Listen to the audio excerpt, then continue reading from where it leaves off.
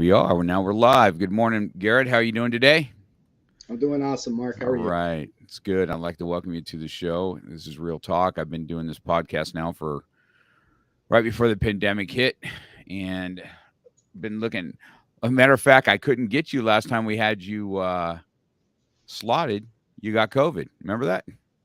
Yeah, it's good times. Yeah.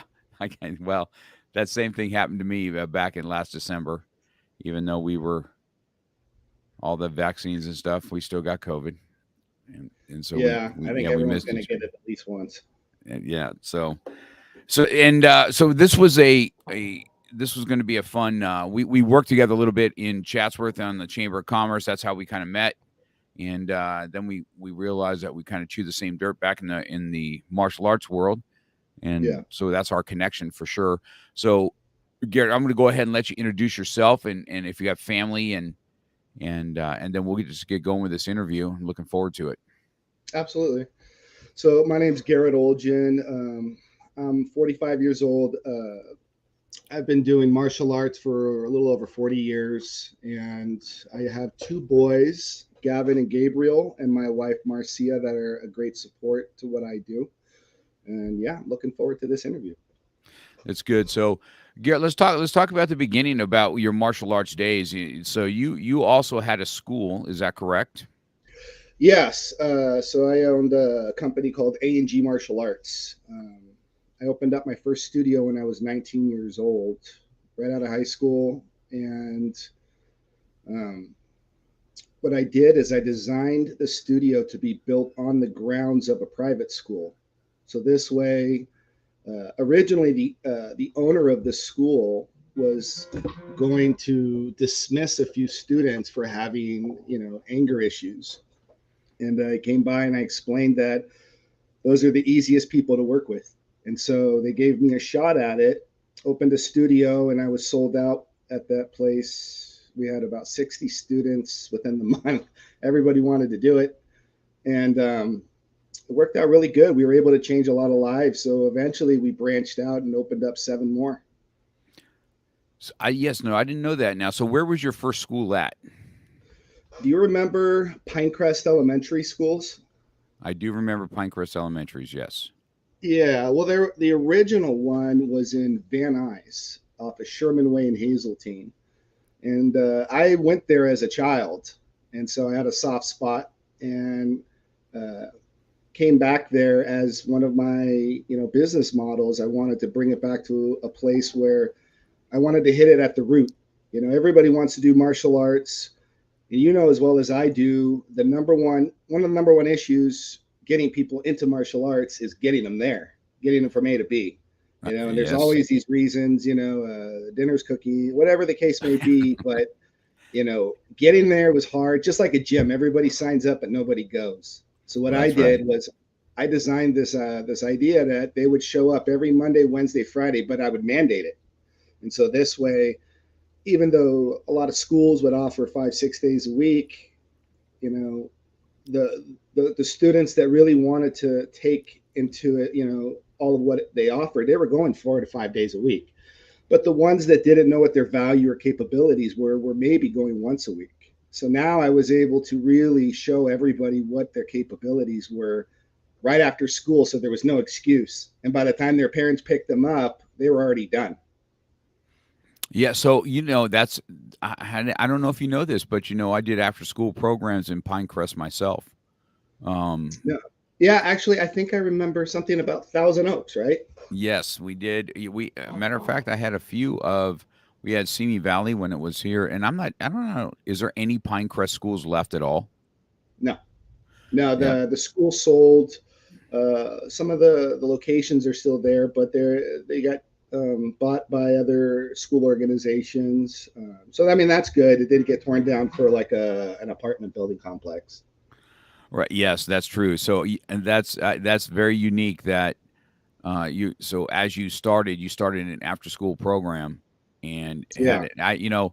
We had a strong after school program within Chatsworth, and then we kind of branched down everywhere else also. So it was definitely um, after school programs were Well, you did it 3 times a week, so that made it a little bit easier for promotions. Going once a week is a little bit, and we still have after school programs today. And you notice that like Pinecrest, or it's only LA Unified, way back in the mid '90s, I was able to get into one LA Unified school. They allowed me to Right. do a karate class. They won't even think about a martial arts class in uh, in LA Unified. And Oh yeah. I've been an advocate, and so is Chuck Norris. He's been a huge advocate of martial arts should be in every school. And I Yeah. think if you would see that, it would be you would see a turnaround in self esteem, self discipline, and I believe bullying could take a back seat. But I don't know, they just won't do it. So yes, of course, all private schools, they're all on board. Most private schools have after school martial arts for sure. Yeah, well, the public schools had the gatekeepers. That it was extremely difficult to get involved and get into it. And there's a commonality in the beginning with anybody we speak to that's a parent or somebody that wants their child to try. The whole try is, I don't want my son to be violent, or I don't want my son to hurt people. Is this what this is, type of a thing. And so by having it in a fixed, having a fixed clientele on a private school ground that had 500-600 students, I was able to physically prove that it's quite the opposite. I mean, I'm sure you heard as well as I do in the past. Yeah, I'm taking my son out for a week because he got bad grades, and you look at him and you go, well, that's why we're here. You're supposed to let us know that, and believe me, he's gonna earn an A after us. And once I was able to physically walk into the classroom and go get the student right out of the classroom and say, what's going on, that student came back and was on honor roll. And it wasn't because I beat him. It wasn't because I scared him. It was strictly just fear of disappointment, you know. And Yeah. and you can't get that with a push pull. And today, when you have a parent fighting with you about what you're doing wrong versus what you're trying to do right, and when you're on a private school ground, the camaraderie is a little bit, or even any school, once they accept you, the camaraderie is great to where they allow you to truly do what you want to do and impact lives. Yeah, that's it's interesting, Garrett. I did not realize that after school is what you did, because I remember I had a very strong after school program. We probably had 17 at one time. And that's how I kept my young people employed. We paid them well. Right. We're paying $25-$30 a class. Um, so we wouldn't lose them to a fast food restaurant. Right. And but it was very unique. And we just all schools around the neighborhood knew who we are. I don't know if you agree, but a strong martial arts school in a community. Um, I just know in Chatsworth, I've been here for 31 years, and that everybody kind of knows this school. And I just think people feel safer to know that there's something like this in town that their kids can come to learn how to have some self-esteem and stuff like that. It's been watching Chatsworth and go up and down and up and down, and I knew that my school is kind of I'm known to be kind of a hardcore school. I'm a fighting Right. type of school. But I've watched, even as parenting has changed a little bit. It's changed for sure in the last 10 years. The parents now, but they're also seeing that there's a hunger for having this strong presence and not just so cow down to everything and woke type of attitude. I still have parents that will come into me and say, "Hey, listen, my kid's so out of control. You need to boot camp him." Uh, and we'll get physical, and when you got strong role models, male and female, I mean, it can really mold a child. And I'm sure that you have kids that you've promoted that have come back to you and said, "Coach, I don't know where I'd be without you." Yeah, I used to tell all of my parents, those comments is what kept me going, for another year. And I say, hey, I work for thank yous, the way that I know that they're excelling from where I've seen them come from. And that was what I would always tell the parents. You know, they, after every test, wow, I can't believe my son or daughter was able to do that. And, you know, we would reply, you haven't seen anything yet. Yeah. And they all start different speeds and directions, but as well as you know, I mean, our colors don't run.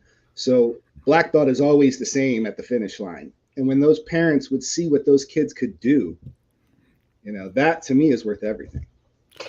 So, you know, what's your story? What made you go look at martial arts and as far as that goes? What drew you to it? Well, again, with the commonality, we all probably share this, you know, and I was bullied. I was picked on. I was a little kid who was rambunctious. I got along with everybody.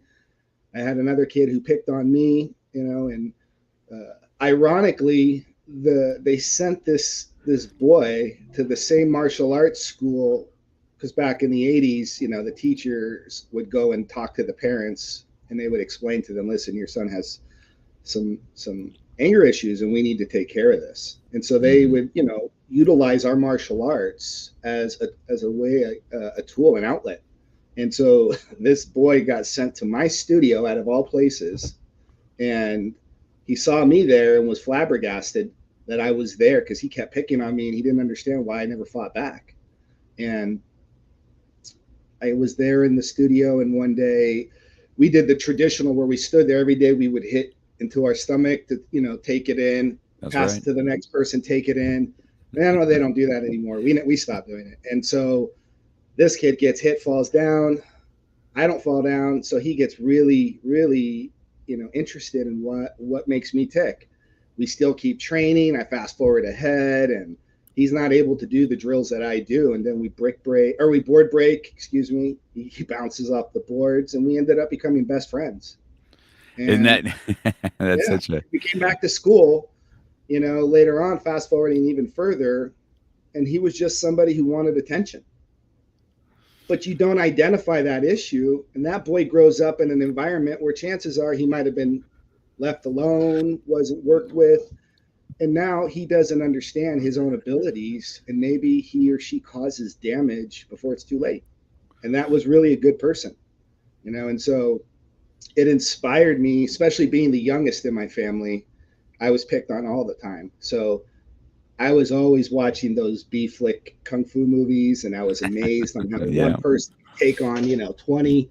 Looking back at it, they're pretty funny to watch, but you know, the motivation's everything, you know. And in fact, I just saw we all, you know, sharing the same type of background. I just saw the thing about Mike Tyson on, I think it was Netflix or Hulu, and they talked specifically on the two episodes about his beginning, not his championships. And again, he was on the bottom. He had nowhere to go but up. Right. Yeah. Yeah. He's got an. I know that story you're talking about. He's got an incredible story, and it's interesting to listen to him today. Just his humility of what he, you know, not wanting to go back to where he was because he goes, it's just, you know, he compares himself just to a rabid animal. You know what I mean? So, yeah, Yeah. he's got an incredible story. He's always been one of my top guys that I've always enjoyed watching, just his tenacity and how he fights, and you know how he comes out, and you got friends that abuse relationships through money and stuff like that, and how he's fought through that too. He's Yeah. I like him, man. He's a good dude for sure. He is a good guy. I enjoy listening to his commentary. He's got a little podcast himself, which has been phenomenal. So that's good. So talk about. So you said 19 years old is when you started going in there, right? Who Correct. was your instructor? Where did you take class at? Where's your My history? well, I have a variety of different styles. When I was younger, I took a class. I took Shotokan was my first style. I was about four and a half, five, and my father introduced me to the instructor, and it was great. It was a class of like 10 or 12 people, and he didn't do it for the money. He did it as a hobby. He was working somewhere else, so he had the luxury to do it, you know, specifically just for the passion. Right. And you had to be invited into this class, and if you were late twice, you were kicked out of the class. That's you old know, school, man. I love that stuff. and my father didn't know anything about training. So we would go right after work from his dry cleaners, and he would take me to Tommy's, and we would go eat chili burgers. And then he would take me to the studio, and we would do the jumping jacks where we would have to count in Japanese to 10. Ich, ni, Mm-hmm. san, chi. And Yep. then the next person would do it. And then the next person would do it. And if you weren't doing it good enough, he would make you go to the end, and then we'd start back and go back to the beginning again. So we'd come back. And there were times that I would just suffocate and I'd be on the ground without breathing. I'd never as a child, and I really learned how to get in shape from his class. And being able to control your power was so amazing. But as a child, it was nothing. And I'll never forget my first tournament I went to, I was a yellow belt. And the concept of that tournament wasn't about full contact, it was about how close you can get without touching. Mm-hmm. That's right. So this student that competed against me was, I remember it was, I don't know how many I fought, but it was first and second. And it was for first and second, and I lost. And I was so mad. I had a chip on my shoulder. So my sensei comes up to me, Sensei Vern, and he goes, "What's the matter?" I said, "This isn't real. If you can't hit somebody, it doesn't work." And he looks at me and he just snaps a punch and knocks me right on the ground. And I can't breathe. I'm freaked out. And he reaches his hand down to help me up. And and I'm freaked out. I look at him and he goes, "Now imagine if I actually hit you." And he hit me in my gi so hard it knocked the wind out of me. And from that point on, I started to really do my best to listen. And uh, I earned my black belt with that course, that style. I went into train over at a place called Cecil People's Kempo. I know him really good. He's a very good friend of mine. Yeah, he's a good guy. And I trained with his son Skiwi, and we did Kempo there. And then I wanted to learn rhythm, so a friend of mine introduced me to the Jet Center, and I got to train and learn a little bit of boxing, and found that rhythm is a lot to do with how you want to compete. Transitioned from there over to a school where we learn Taekwondo, Hapkido, Judo, and Gumdo. And That's Gumdo all. is sword fighting. Yeah. Mm-hmm. And I really excelled at the Taekwondo. So we stayed pretty much in Taekwondo Hapkido, and that's where I mastered in. Yeah, that's awesome, Garrett. All that sounds so. It's funny. I've told everybody there was a couple. When I started, right, there was a couple of these traditional styles, right. So Taekwondo's always kind of been around, and you did Shotokan, and I did Ishinryu. Believe it or not, that was the very first thing that I started was in Ishinryu. And then Tong Shido came along. I did it with my brother, and that's where I've stuck is the Chuck Norris system. And Yeah, so when I hear about your first days, and I miss those days so much. I mean, I've told, even though we have a retesting process here, it's very rare somebody gets retested because we just won't put them up in the test if that is. I mean, it's but I remember myself testing, like, you miss something on a form like a ki or something like that, and your whole test has failed, and you knew your yeah, test has failed, and you still had to complete your test, even though you knew for a fact that this wasn't going to be a passing test. And yeah. you know, but there wasn't a lot of students in the door either, and the attrition rate was off the chain, right? So at some point, if you're, I hate to use the word commercialized, but if you're going to make a professional studio, you're going to have a professional studio. And then the key is, how do you keep a professional school and keep your traditions and your integrity of your art on point? And It's so, it's tough. I mean, my colors don't run, and towards the end, I started to see it, and even though I had 7 schools that were going, the thing is I started to see the generations change on the parenting, because it's never the kids. I will never ever blame the kids. It's not the mhm. student, because the students, it's our job to discipline them. It's not their job to tell us how to tell them. But when I started working with the students, and a student, let's say, didn't pass their test, they would quit and the parent would allow them. That's And, correct. Uh-huh. my old business partner would say, hey, we need to dumb down the testing. I couldn't do it. And then we kept losing more. So finally, I created an elite class with a contract, a tournament team class Right. where the parents are accountable as well as the students. And that was right down as minuscule as their grade point average. They needed to maintain a 3.5 or higher. Because if you really love something that much, there's nothing that's going to stop you. But if you try to make the status quo, then you're lying not just to yourself, you're lying to me about even being there. And so we had two rules at our studio, which was, rule one, you're here for you. I don't care what your mom or your dad said. This is your hour. Leave everything out the door. And Mm-hmm. then, rule two is don't waste my time. And those two rules were the foundation to what A&G was. And I mean, I'm definitely proud. I think we've we've we've definitely created a lot of life skill development students that are going to lead from the front, not from the back. Yeah. Well, I believe that any impact you guys have as a martial arts instructor, it will carry. I've told my students this on a daily. I said the thing about the mat is the mat doesn't lie, and nor does it care about your feelings, and it doesn't care about what color you are. It has no regard for what religion, sexual orientation, and it doesn't care. The mat is the mat, and it's going to reveal your character in a quick way. A lot of people Yeah, says it develops it, and I've always said it reveals it, and then right, you'll develop changes from there. It's going to reveal what you are. It's going to reveal your insecurities. It's going to reveal your anger. It's going to reveal your shortcomings, but it's also going to reveal what you do good. It's right. not always the negative. So the mat is a unique place to build character and to build life skills. And people ask me this all the time. You tell me if you agree, right? So if let's take the jujitsu for an instance, right? That's kind of being what I'm in now. And Right. when you're on the ground and you have nobody else, it's you and another guy, right? Or you and another female that is engaged in battle, and one's trying to choke or armbar or finish you, and you are wrapped up in this kind of thing, and you can either lay there and accept it, or you're going to deal on how to solve a problem.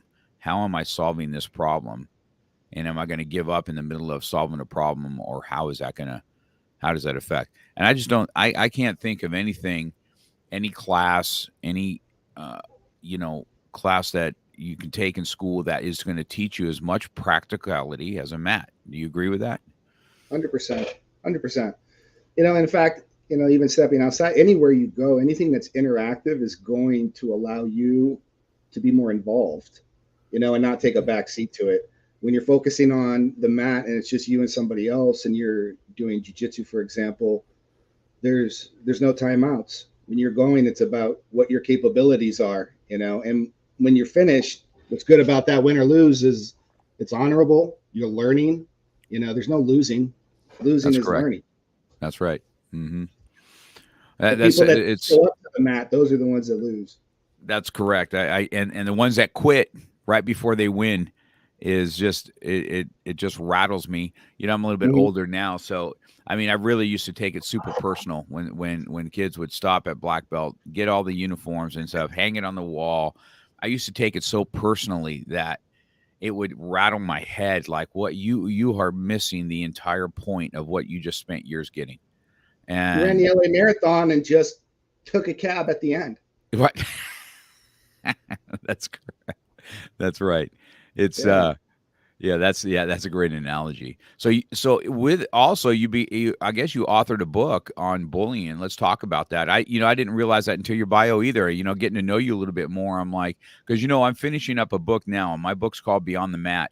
It'll be released in January. I'm doing a book releasing then, so it's in pre-launch right now. But I have a 10-chapter book on Beyond the Mat, on what I've learned, taking what real world stuff that happens on the mat and taking it out to the real world, and what the lessons I learned or what I have or have not learned. So what's your book? Let's talk about yours. What's it called, and you know Yeah. why you wrote It's it? called a bully's best friend. And what's neat about it is it's written as a fiction, but it's actually a true story based off of me. And so after 26 years of teaching martial arts, I have thousands of stories, and the first one's about me. And I changed the name. The person in there that's getting picked on, his name is Gavin, which is my oldest son. And then it was about the story I told you earlier, which is I got picked on as a child at a school, and this kid throws a ball at my face one day and gets sent to the nurse's office or I get sent to the nurse's office. He goes to the office, and a week later, he's in the same studio as that child, Gavin. And Uh, yeah, and so it kind of shows their journey together as, he gets picked on in the beginning, but then he identifies what the issues are that the older person, Miles, who is the bully, has. Turns out Miles just wanted to play with him so bad that he didn't know how to communicate that, mm, and it's so common. It's more common than others. In fact, the person that usually feels the worst when those two kids are in the office isn't the one that got hurt. It's the one that hurt them because they didn't know what they were capable of at the time. And then being able to hone that type of anger and energy into a place where they could see what they were doing. And in the book, Miles finally, he sees how he could break the boards. And now he's learning how to utilize what his voice is, which is the most powerful weapon on him. And he's understanding, we use the term power of the mind. How does Gavin break the boards, but I can't, he says in the book. Well, he has power in the mind. He has confidence. He believes in what he's doing. And so all the books that I'm going to be creating have to do with certain issues that are common worldwide within everybody, but broken down into something so simple that not just the parent can teach it to the child, but the child can read the book and enjoy it themselves and start mentoring to other people the same way they do in our studios with techniques. awesome. That's good. Now, is that book still available now today? You have it up Yeah, on it is. Amazon, or where do Yeah, you no, have it it's at? on Amazon. Yeah, it's called A Bully's Best Friend. I use my middle name, so it's by Garrett Kyle. And yeah, it's very impactful. It's going worldwide.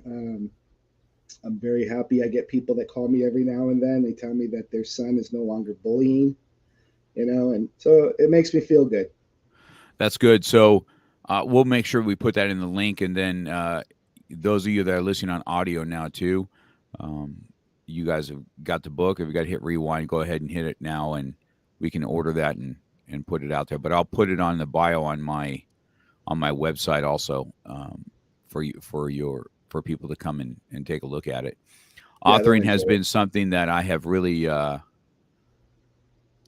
always wanted to write a book, but in January I just put the hammer down and says, "Hey, man, I'm going to do this." And it's weird. I'm my forte is being I can be in front of a large group of people and speak off the cuff and stuff like that. But the writing portion was a little bit difficult for me when I first started it. Man, it was like my mind was so. I'm like, where do you start? How do you do this? Yeah, And when I hired a writer to write with me, and we talk together and we guide through this stuff, and then she kind of takes my stories and puts it into words, and I've have a really good coach when it comes to writing, a really good coach. And she's just I've just really enjoyed looking back at what I've done here at the studio, because once you're in the midst of it all, it's really hard to understand the impact you're having in a community and stuff like that, because you're just kind of in it. You know what I mean? yeah, Oh, there's Mr. Cox, or you'll see me at the store, or whatever, and watching Chatsworth kind of change has been it's been devastating. I mean, I'm even at church on this last Sunday, I'm head of security at the church I go to, and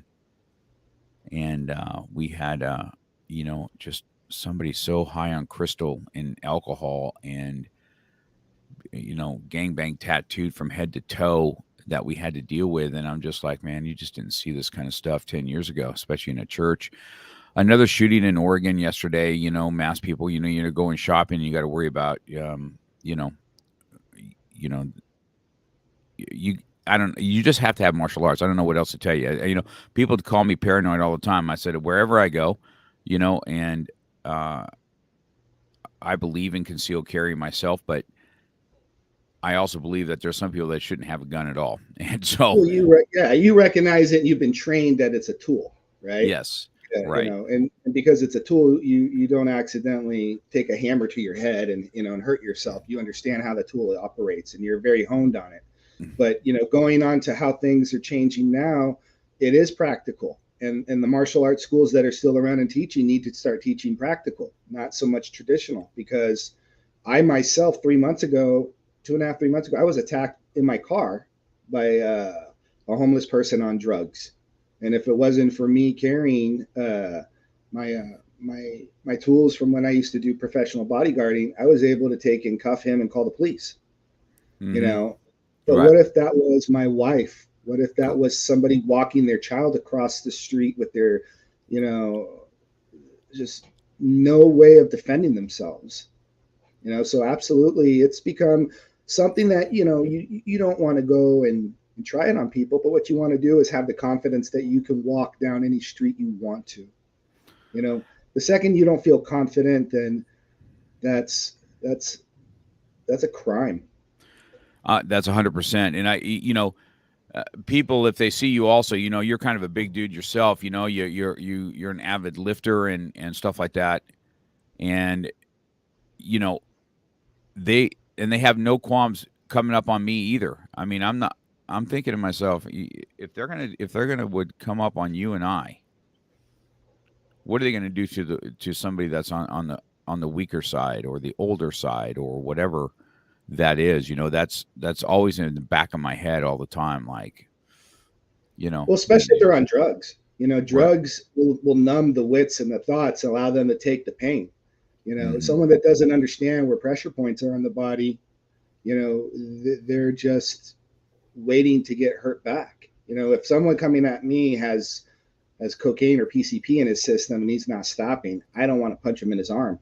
I want to know that there's a position, there's a place I can hold him where it's not going to hurt him bad, but it's enough to save me to get back to my family and hopefully be able to call the police department. And at that point, maybe they will take him in that time. Yeah, that's definitely true.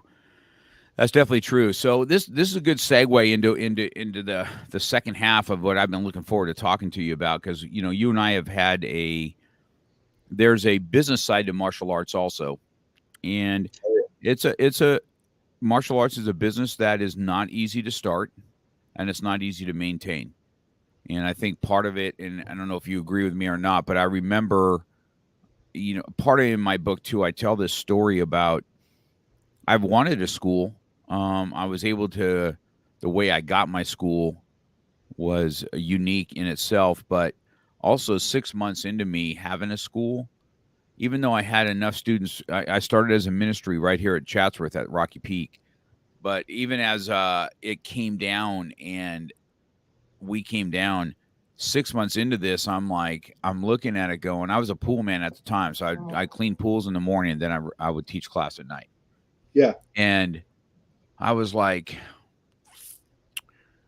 I said, if something doesn't change, man, because what happened in the pool thing, there was a merger or something, and there was a layoff, and I got laid off, and so it was either I had to go find another job and do martial arts, or I had to just say, this is it. This is it's all sink or swim now. I'm gonna have to jump in both feet. I don't have a choice, Right. and that's what I chose to do. And I knew 6 months into this, I was like, man, this is the trajectory of what I'm doing. I don't understand business, martial arts business. And so I looked for a mentor and I looked for a coach. And I found one. His name's Terry Brumley. And I found him through Black Belt Magazine, where I looked at his school and I'm like, hey, this guy's kind of a Christian guy. I can feel it. And he's got a very successful school. And when I called him, he goes, look, you find your ticket out here. You'll stay at my house, and I'm gonna spend a week with you on how to make business. Nice Never asked guy. for money, never did anything, and he's still a mentor today. I still talk to him today. And so I said, uh, and I completely changed everything that week.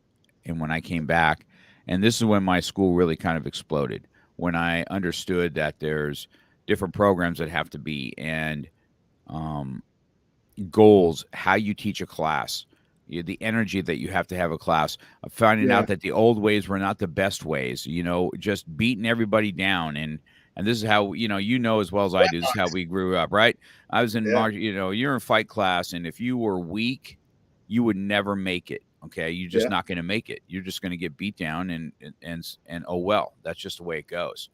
And I taught that way for so long, right? And Yeah. I started as a ministry, so I had that same luxury as what you talked about, where this wasn't a money thing when I started. And so, if you would just do it casually, then I would casually say you can't do it or you're not testing. I did that Yeah. all the time when it was there, and then when I tried to keep those same principles, I'm like, this is not a winning. This is not a winning strategy. And then I get my business on on point. But I will tell you this today, Gary. We've had many talks about this on martial arts school owners not preparing for the future. Because Yeah. when I was a 28-year-old dude doing this stuff, I wasn't thinking about being a 61-year-old guy with money to live on as a retirement. Because at 28, this is what I do. I am what I am. This, and this is how we lived. So once again, we didn't have any coaching. We didn't have financial coaching, and schools never taught financial coaching. On schools won't even teach you the beauty of compound interest when it's in your favor.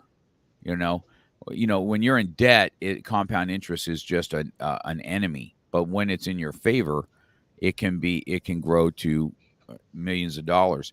And we just Absolutely. didn't have that coaching. So we spoke about this before on what you decided to take on and try and help martial artists or anybody. So let's talk about what your experience is in this area. Yeah. So, you know, again, commonalities. What do we all share in common when we started? Our youth. We were in our 20s. I was an outlier. I was fortunate to just be just under a 20-year-old. But when you look at your generation of your 20s, one thing we don't ever look at is the horizon. We're not meant to look at the horizon. Just like children aren't meant to look at super responsibilities and discipline, we're the ones that gift them on that and we help them with that. So now we start into martial arts, and we are all dedicated because we put in the time to become the black belts we are, and we all hope that we could just teach as good as our masters did. And we open these studios up and we start to get really good. We start teaching, we start making money. And so we feel that the formula is right. It has to do well because we're making money. I'm starting to pay for my home. We don't have children yet. So the money's great, and every person you seem to add on doubles what you have to pay for, whether it be food, clothing, and time goes by, and I would open another studio. Oh, I'm making great money. I'll just keep doing this. Nobody comes up to us and says, hey, what's your end game? And if anybody ever did, get away. We don't want to hear that right now. I'm still growing. Why would I even need to know about that? That's for people that retire. And that's a formula that's wrong. It's not true. And I would look back to my business partner in teaching and all the money we spent just on equipment and uniforms and belts and bricks, board, everything easily. You ask a martial artist, I don't mean after the pandemic today, but hey, do you spend at least 400 or 500 bucks a month in some form of products for your school? Of course I do, right? Believe it or not, half of that amount, if invested, would have made somebody a millionaire by the time they hit 55 or 60. And these are things I didn't even know until a few years ago when the pandemic hit. I lost everything. I lost all of my schools. My father passed away, so I had to take care of certain issues with that. And, you know, looking at how I could have done it before, because you can't go back, but if I could have gone back, what I would have done is I would have created certain investment policies that are conservative, right? And so looking at it now, there's we all have bank accounts. The bank accounts, we put in a few $1,000s, we spend a few $1,000s. So we're always at nothing. Then we get to 60 years old, and now we're in what's called the sandwich generation. We're taking care of our parents and we're taking care of our kids because we're living longer. And I started to invest in these mutual funds from companies. There's only two companies that do this. One is Northwestern Mutual, and another one's New York Life. And I chose New York Life. But what's great is, so as a martial arts instructor, you go and you get a policy, and a lot of people think a policy at New York Life or Northwestern Mutual is for like death benefits, right? And you get a policy, and that'll help you for when you die to help your family, and that is 100% true. But that's only one tool that's used in those policies. The most important one is these policies that are purchased, that they grow money every year. So imagine you have your left pocket and you have your right pocket, and you take $10,000, right? Let's make it simple. You put $1 in your left pocket.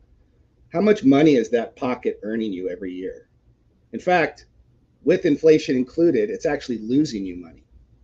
So you move that dollar to your right pocket for doing absolutely nothing different, except you have to qualify for the policy with your health.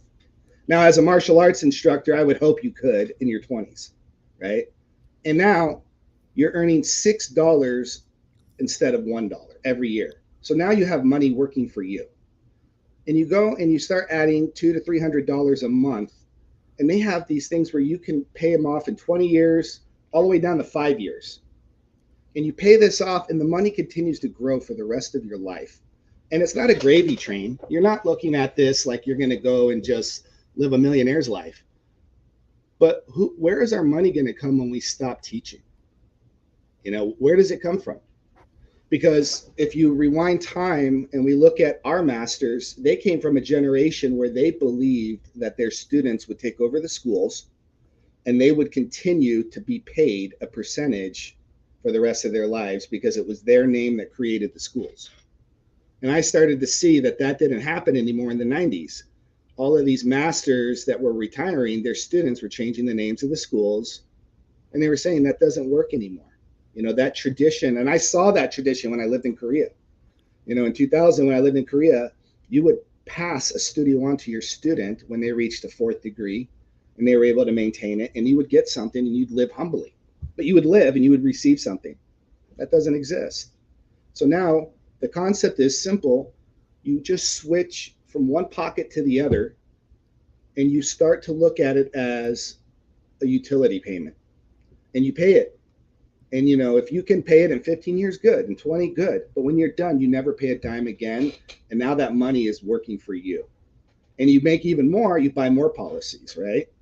And you can even do these for your children. My kids don't even know this, but they both have these policies called custom whole lives, right? And by the time they're 55 years old, they're going to have $500,000.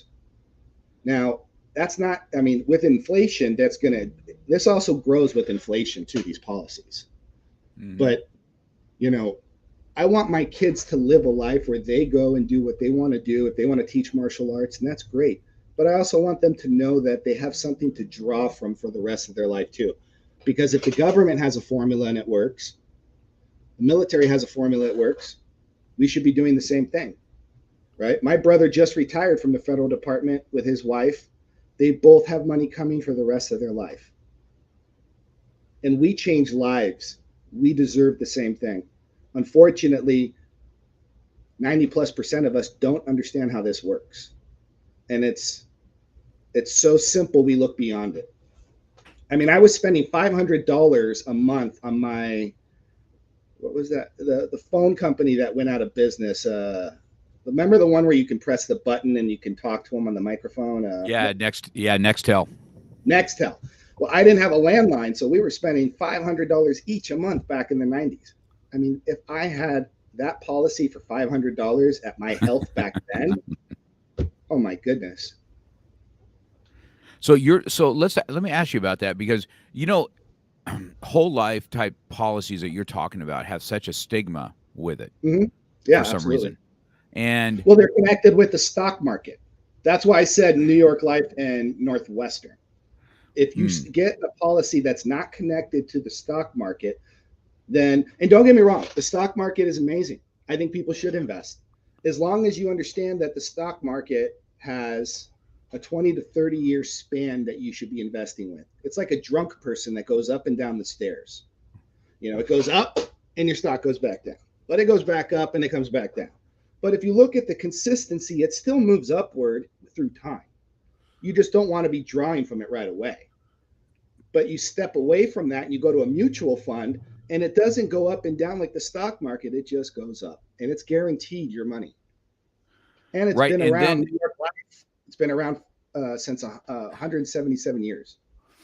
I find that I listen more and more that very wealthy people use that to their advantage, including the author of Rich Man, Poor Man, because he speaks about when you put money in something like that and you borrow from that, you're borrowing your own money and it's tax free. And he Yep. goes, this is one of these things that most people don't know.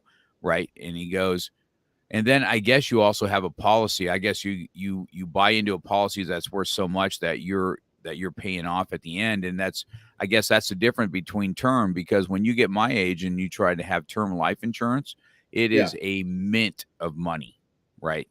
And um that's just different. So if you had something when you were 18, I guess you'd always have this money that at least you know that this insurance policy is going nowhere because I guess you've paid it off at some point, correct? Well, I will be. I'm still doing it. But going back to what you're saying, so there's term and there's whole life, right? Right. Now, term is that's where people get the stigma. Why do I want to spend a million and have a $2 million policy? It's only good when I'm dead. You're absolutely right. It's the same as having car insurance. I don't want my car insurance paid off towards me. That means that I'm probably not walking anymore. You know, so those are only good for your families. And as well, you should have a term eventually. It's good to have those. But a term, like you said, is a term. There's a time limit to it. When you do a whole life, what they're saying is to age 100, you're going to pay a certain amount. New York Life, for example, has a certain way of doing it to where you don't have to pay your whole life for the whole life. You can have it custom to 5 years up to 70 years if you want. And obviously, the longer the time, the cheaper the payment. But there is no losing of the money. In fact, banks borrow from these entities. And I know I could say this completely legal because she made it an announcement, but Oprah Winfrey is the number one client as far as a consumer for New York Life because the money's guaranteed, And like you said, it's the bank of Mark. It's Mm-hmm. not something that's locked up and you can't get it out without penalties type of a thing. You leave your money in there. By the second or third year, it starts growing thousands of dollars immediately, right? And so let's say 7 years from now, you need a new roof, right? Do you really want to put that on a credit card or even your bank account? You go and you take this out tax free, you borrow it as a loan, you pay off your roof, you put it back when you can. But it's your money. You take it out when you want, you make a phone call and the check's there. So That's it's just switching pockets. It's literally switching pockets. And I, on there, would tell you I will renounce my master's degree if I said anything that's a lie. It's that simple. Then people ask, well, then why doesn't everybody do it? And the answer is you got to qualify. The older yeah. you get, the more expensive it is and your health is. I will tell everybody though, like I just turned 45 for my birthday. I just got another policy for my wife and I and my kids. That's going to be me playing catch up for all of the money invested, or I should have invested when I was younger.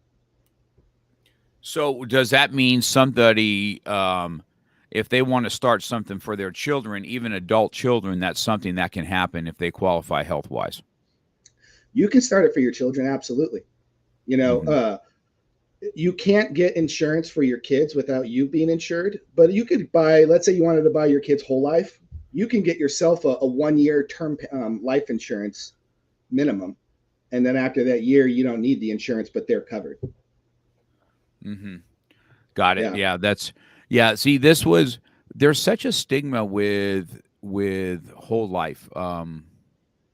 There's such a but there's something to be said that millionaires talk about it all the time Yeah. because they've said the same thing. I can't imagine like when I was in my 20s when getting a policy would have been next to nothing.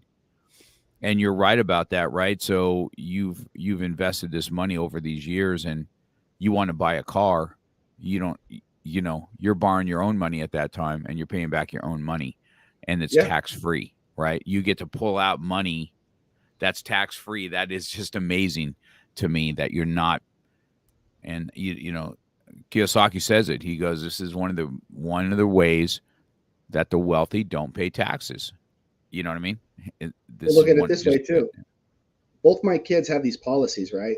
By the time they're 20 something years, 22, they could walk up to any bank and say, I want to buy a house, because that bank will look at that as a guaranteed asset. And so now you can go anywhere and purchase a home, a car with that asset because it's guaranteed to grow. The money's working for him. My kids, money's already working for them, and they don't even know it yet. And if you have the opportunity to get it for your children under the age of 18, then they can't take that and use it at their own discretion until you gift it to them. So, as much as you and I, we like our tattoos, I don't want my son to go and take his money and go buy a bunch of tattoos with it. I want him to go buy a house with it. So if he right. has an attitude or any type of issues, it's mine until I want to give it to him to use. And if I find that my son has, all of the parts working correctly, that I know he understands how to focus and invest correctly, yeah, I will give it to him when he's ready. Now, is there rules in place, Garrett, that you start this off and there's any year gaps that before you can borrow your own money? Is there gap years or anything like that? How does that work?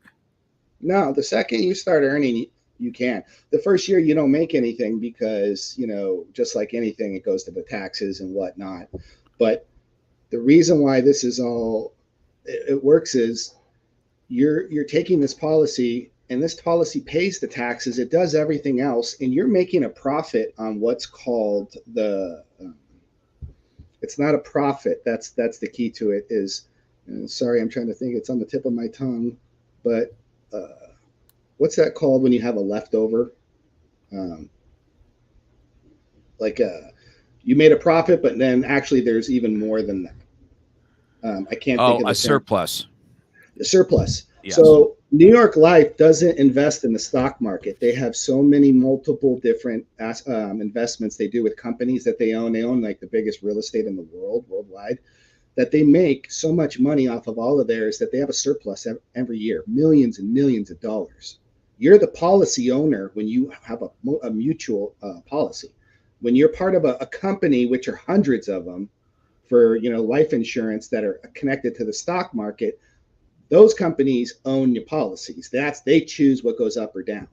You as the policy owner, you can choose to take your money right away. You could choose to take any of it at any time.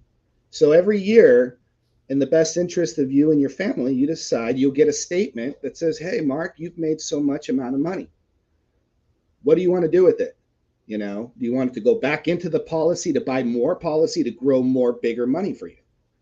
And because New York Life has never not grown policies in over 177 years, your money just goes. And yeah, that's such an interesting thing. See, that's the kind of stuff I wish.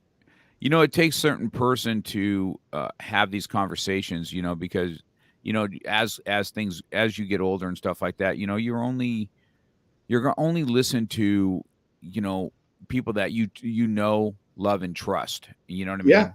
And so I think that's what makes it hard. And then you get the stigma. There's a stigma that comes along with it. And I had not known about it until recently myself. And this is my own studies. And then when we talked about it, and you talked about the same thing, I said, this is not looked at. I don't know why, for some reason, but it's such a simple concept. You know, Rich Dad Poor Dad said the same thing. He goes, "It's so simple, people don't think that it's even right." You know, I've gone to that's so sad and it breaks my heart is I've gone to studios because I've made this a mission to help our brothers and sisters. There are studios, people after the pandemic local to us, that people are living in their studios. That's their home. They don't have enough money to live outside of their own studios. I've come in there and I've told them, hey, you guys, let me help you help yourselves. Yeah, yeah, we'll get back to you. And Mhm. that we live in a time where even in martial arts, people are standoffish, you know. So it's sad to know that the knowledge is there and it's not being taken. Yeah, it's even simple stuff that you don't think about as a martial arts studio, like an Aflac or something like that, where you have disability insurance, where you get hurt and you can get a check, and Yeah, that's not there's not even qualifying for that. You're going to get rated on what you do for a living, and then that's your rate. And you know eh, that was a also another one of these things that's very simple that nobody thinks about. But what other profession do you know where you can possibly be disabled for 8 months, 6 months? I had a knee replacement and I didn't have disability insurance then. yeah, So I was suck it up after 3 weeks and get back on the mat. So I think same. that there's a lot to be said. So, and I go all over the world and all these martial arts things in Vegas, MA Success, all these martial arts stuff. Nobody, it's always like you need to have this program. This is how you set your retail up. This is how you do this. Nobody speaks to them on how to make your money work for you and how to pay yourself first. And I don't, now you've owned a school. Tell me there's not a stigma on martial arts instructors only, right? It's like people are always like, I can't believe you guys charge for this. Like, I don't know. There's a stigma. It's like a teacher almost, right? Is we Yeah, don't even pay our teachers what they should be. And these are the no, most influential people that there are. Now, we love our doctors when we need them, but you know, you're not getting gratis from them. An attorney, uh, you know, they're worth their weight in gold when you need them, and they know it. But somebody like a martial arts school owner that changes lives like we do, it's just put on the back burner. It's just like, well, you're just kind of you teach karate for a living. I heard it so many times. Do you have a real job? I'm like, oh my right. goodness. Yeah, All yeah, right, yeah. all right. So you know what I'm talking about. You've been there, and I'll end with this with you now. What as a school owner or a business owner, it doesn't have to be a school owner, right? Sure. How do we help our our staff? What can we do to help our staff grow their money and make sure that it's something that that at least look at? What can we have ready and willing to go for our people that's helping us build our business and help them make their money grow for them? Right. What do you think? Well, I would definitely say, you reach out to a Northwestern Mutual or you reach out to a New York Life. Make sure that the key words that you see is mutual. It has to say mutual because that means you are the policy owner and you're not into the stocks. Go invest in the stock market separately for your portfolio, but you have to do this.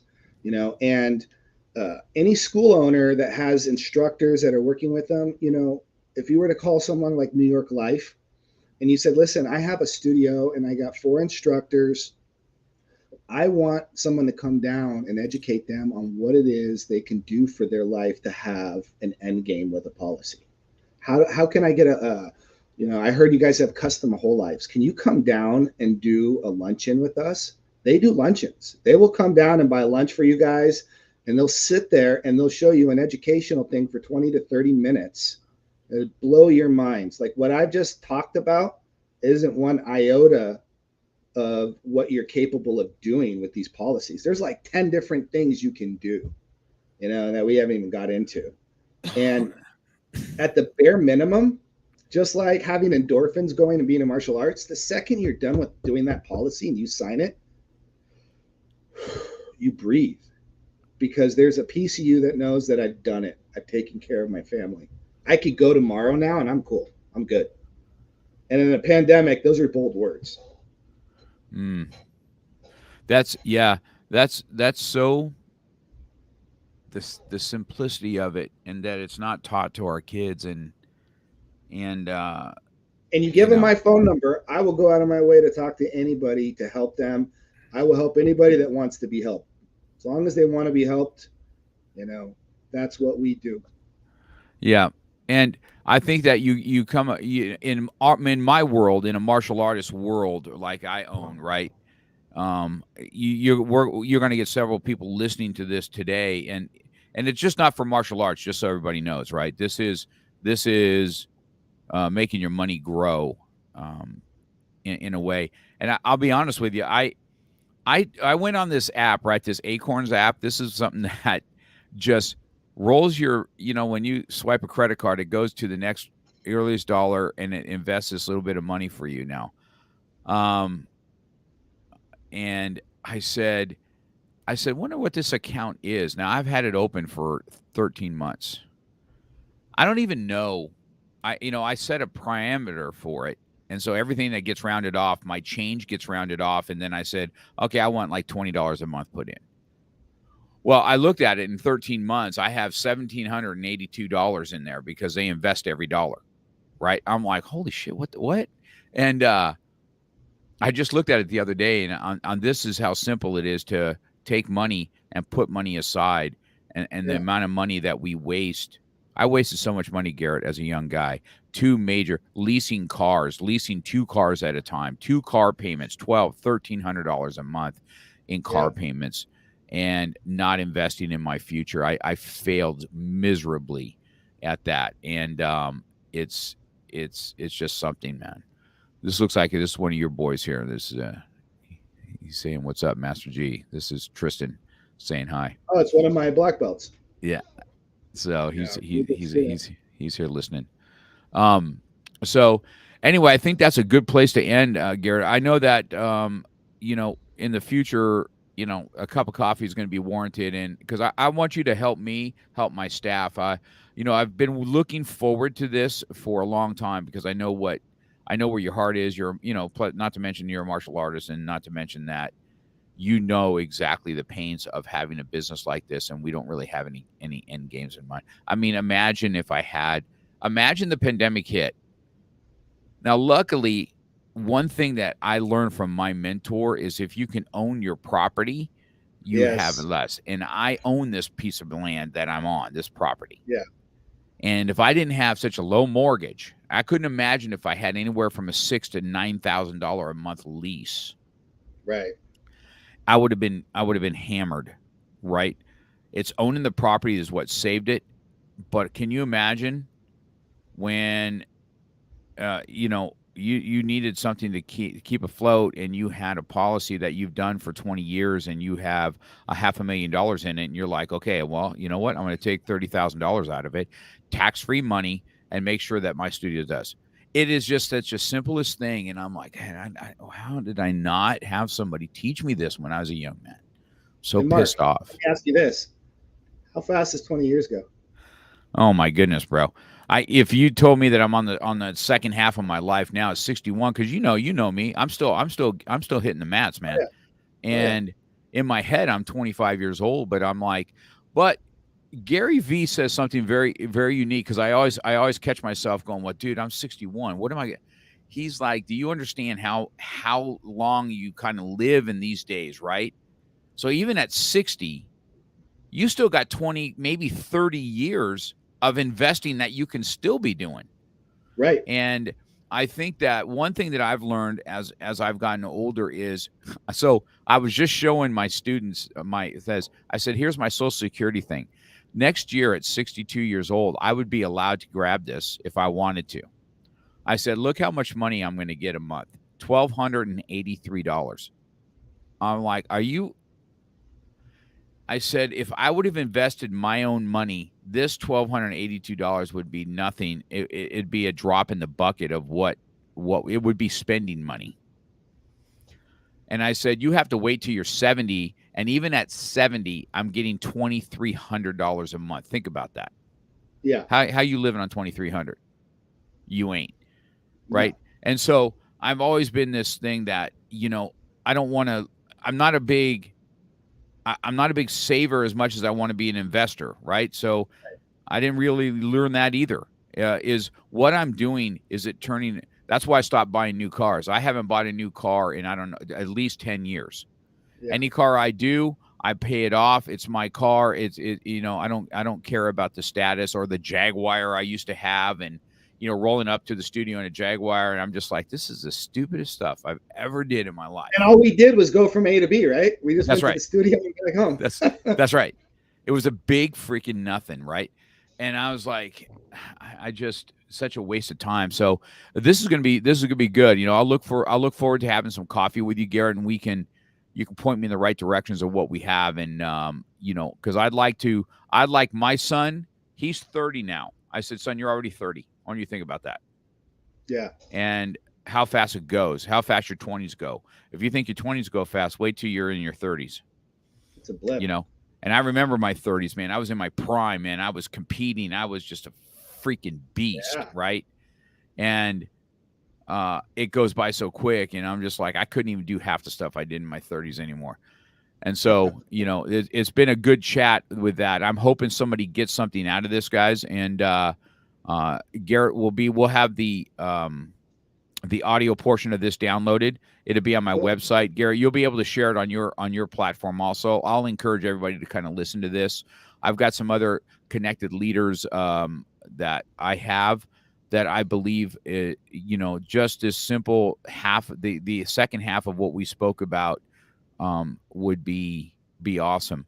I don't know, maybe one day what we should do, Garrett, I'd like to have you come in and speak to my my high schooler, and I right now in my school, I've got quite a few that are just higher in junior high school, and just starting college, and let them see this is how money works, okay? Right. Because they're not being taught that. My students right now on their orientation, they had a 6-hour orientation. 3.5 hours of orientation was, what is your sexual preference and what is abortion about?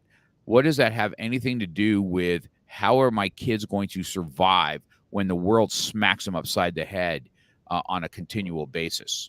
And that high school student, a better question could have been, how much does it cost the family to eat out for a night? 70, $80. Do you know that 70 to $80 makes $500,000 when that kid retires now? You think about that so right there creates interest. That's correct. And I just thought about that last night. I've got a team that came in from Georgia. One of my best friends, he just came in and he surprised me with 2 of his team members. He's running my school for this week. He came in from Georgia. And he's so hungry, right? I said, okay, let's go through some. The only thing open was Carl's Jr. Two chicken combos, 2 chicken dinner combos, or whatever it was, $31. Yeah. $31 for a drive-through. I'm like, I said, oh my gosh. I said, this money is just wasted money. Yeah, it is. It totally is.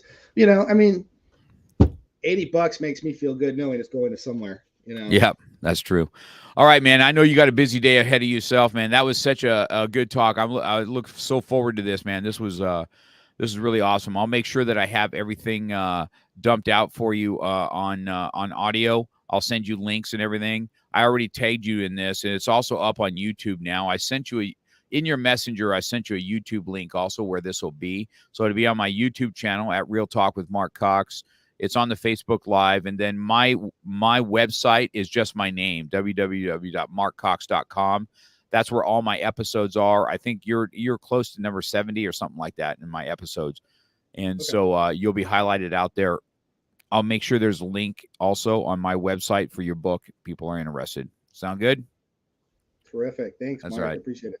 All right. Thanks for spending the hour with me, Garrett. Have an awesome day, sir. You too. Have All a right. good one. Bye-bye.